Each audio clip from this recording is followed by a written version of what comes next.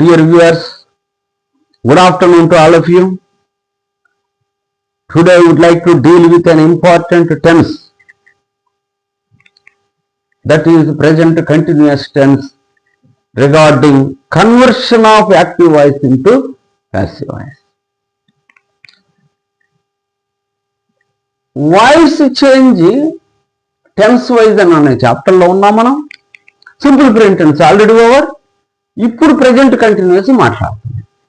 వాక్యం ఇలా ఇచ్చాడు పరీక్షలు, దే ఆర్ హెల్పింగ్ మీ అన్నాడు. దీనికంటే ముందు ప్రెజెంట్ కంటిన్యూస్ ఎలా ఉంటుంది? యాము లేక ఈజు లేక ఆరు ప్లస్ ఈ వెర్బ్ అంతే, ఇంక వేరే ఏముండవు ఇక్కడ. ఇది ప్రెజెంట్ కంటిన్యూస్. అది వాటిల్లో ఒకటి తీసుకొని ఇక్కడ రాసేసాడు, దే ఆర్ హెల్పింగ్ మీ అన్నాడు. ఇక్కడ వెర్బ్ ఏంది? ఫస్ట్ వెర్బ్ గమనించాలి. ఈ సూత్రాలు చెప్పేది అయ్యే. వెర్బ్ ఆర్ హెల్పింగ్, ఆబ్జెక్ట్ మీ, సబ్జెక్ట్ దే వచ్చేసింది. తర్వాత ఈ ఆబ్జెక్ట్ ని ప్యాసివ్ వాయిస్ లో సబ్జెక్ట్ గా చేయండి. మీ ఏంది? ఐ అవుతుంది. ఎలా తెలుస్తుందంటే ఇక్కడ ఇచ్చున్నా నేను. మీ ఏమైంది? Subject I, object subject. మొదటిది సబ్జెక్టు, తర్వాతది ఆబ్జెక్ట్. మీ వచ్చి సబ్జెక్ట్ అయింది ఐ. తర్వాత ఏంది? ఇక్కడ హెల్పింగ్ వెర్బ్ ఉంది. ఆర్ హెల్పింగ్ అన్నప్పుడు హెల్పింగ్ ఉంది కదా, ఆర్ హెల్పింగ్ వెర్బ్ ఉన్నప్పుడు ఇది మెయిన్ వెర్బ్ చివరిది, దాని ముందు ఉండేది హెల్పింగ్ వెర్బ్. వాటిని దించాలి. కానీ దించేటప్పుడు ఏం చేయాలంటే సెట్ అవుద్దా కాదు, ఐ కాదు కదా, ఐ ఆర్ లేదు కదా. అప్పుడు వీళ్ళని వీళ్ళే చెప్తారు.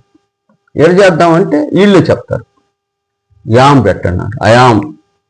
తర్వాత be form verb, helping verb దించిన తర్వాత బీ ఫార్ వెర్బ్ వెళ్ళిపోండి. బీ ఫార్ వెర్బ్ ఏంది? ఇక్కడ ఉన్నాయి. వీటిల్లో కంటిన్యూస్ టెన్స్ అంటే ఇంగ్ వెర్బ్ కనుకుంటే బీయింగ్ పెట్టుకోమన్నాడు.